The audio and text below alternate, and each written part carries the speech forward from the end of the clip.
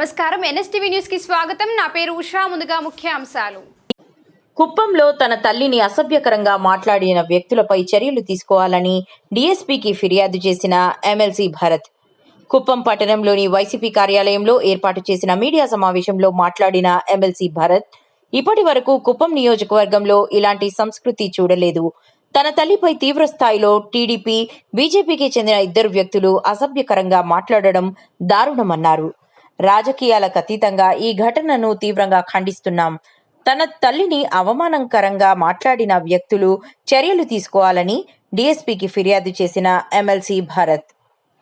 కుప్పంలో కంప్లీట్గా వచ్చి రాజకీయ పరంగా ఇక్కడ నివసిస్తూ దగ్గర 12 సంవత్సరాలు అయింది. ఇప్పటికి ఈ 12 సంవత్సరాల్లో కూడా ఎప్పుడూ చూడనటువంటి వింత సంస్కృతి, ఎక్కడా చూడనటువంటి రాజకీయ పరిణామాలు నిన్న ఈ కార్యక్రమం ద్వారా, ఈ ఇన్సిడెంట్ ద్వారా నిన్న చూడడం చాలా బాధాకరమైనటువంటి విషయం. ఎందుకంటే మా ఫాదర్ ఒక రిటైర్డ్ ఐఏఎస్ ఆఫీసర్. ఆయన కుప్పంకి మొట్టమొదటిసారి వచ్చినప్పుడు కూడా ఇక్కడ చాలామంది కుప్పంకి సంబంధించినటువంటి వారు, మా పూర్వీకులు కుప్పంలో ఉండేటటువంటి వారు, మాకు ఎక్కువగా బంధుత్వం లేకపోయినా కూడా చాలామంది మా ఫాదర్ని దగ్గర తీసుకుని ఆయనకు తగినటువంటి గౌరవం ఇచ్చారు. ఆయన కుప్పం వాసిగా చాలామంది భావించారు. నేను కుప్పంలో 2019 నుంచి ఉంటా ఉన్నాను. 2019 నుంచి కూడా నన్ను అందరూ ఫ్యామిలీ మెంబర్ లాగానే ట్రీట్ చేశారు. రాజకీయం ఎక్కడికి పోతా ఉంది అనేటటువంటి ఒక అనుమానం ఒకటి ఈరోజు మాకందరికి వస్తుంది. కుప్పంలో ఎప్పుడూ కూడా ఇంత నీచమైనటువంటి సంస్కృతి, ఇంత నీచమైనటువంటి పరిణామాలు ఎప్పుడు చూడలేదు.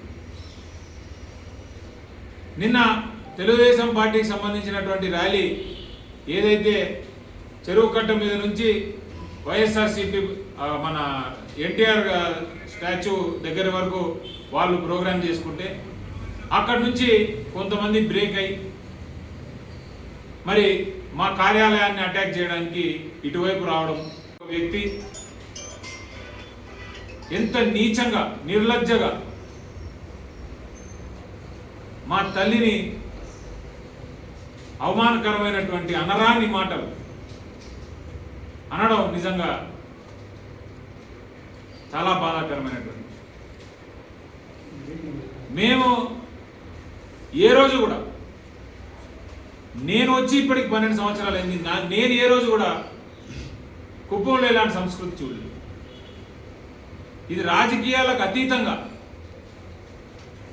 ఒక హేట్రెడ్ క్రియేట్ చేస్తా ఉన్నాను. నీకు నాకు రాజకీయంగా ఎన్నో విభేదాలు ఉండొచ్చు, ఎన్నోసార్లు రాజకీయంగా నువ్వు ఒకదాన్ని నమ్ముకొని పనిచేస్తావు, నేను ఒక నాన్ని నమ్ముకొని పనిచేస్తాను. కానీ కుప్పంలో ఎప్పుడూ కూడా ఇలాంటి పరిణామాలు ఎప్పుడూ రాలేదు.